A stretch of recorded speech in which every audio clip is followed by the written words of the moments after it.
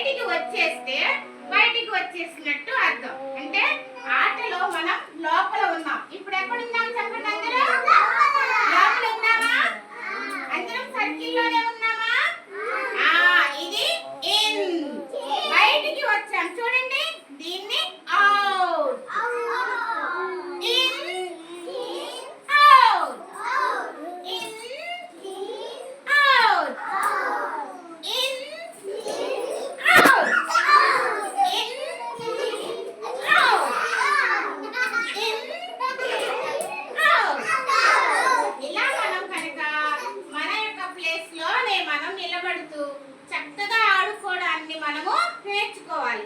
ఇలా ఆడుకోవడం వల్ల మన శరీర అవయవాలు మొత్తం కదలడం వల్ల మనకి శారీరక అభివృద్ధి అనేది మనలో ఉంటదన్నమాట. మనం చూడండి, మనం గెంతటం వల్ల మన బాడీ ఎంత ఏమవుతుంది, చక్కగా షేక్ అవుతుంది కదా. అలా మీ డెవలప్మెంట్స్ కూడా బాగుంటాయి. ఆట ఆడుకుంటారా ఇంటి దగ్గర కూడా ఇలాంటి ఆట? In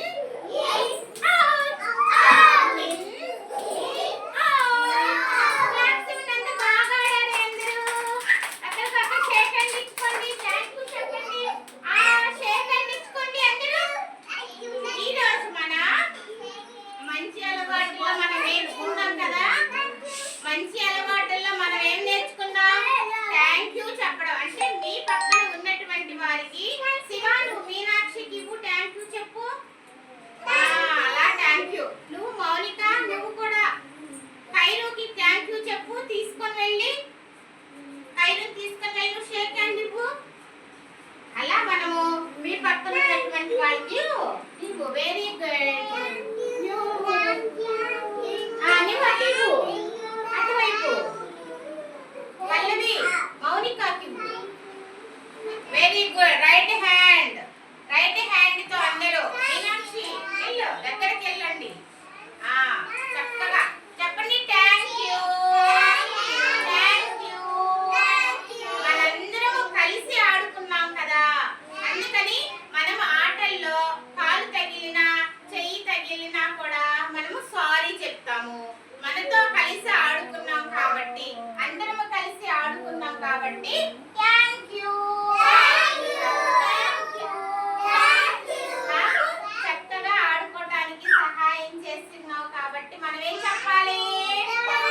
thank you. అందరం కలిసి ఆడుకోవడం వల్ల మనము సాంఘిక అభివృద్ధి కూడా ఇందులో డెవలప్మెంట్ అవుతుంది. కాబట్టి అందరూ మీ పక్కన ఉన్నటువంటి వారికి మనం ఏం చెప్పాలి? శివ మీనాక్షి థ్యాంక్ యూ చెప్పుకోండి. మీరు థ్యాంక్ యూ చెప్పుకోండి. శివ రైట్ హ్యాండ్ ఇవ్వమ్మా, right hand. Very good, very good. అలా మనము రైట్ అంటే లెఫ్ట్ అంటే కూడా మనం తెలుసుకోవాలి. రైట్ హ్యాండ్ తోనే మనం ఏం చేయాలి? థ్యాంక్ యూ చెప్పాలి.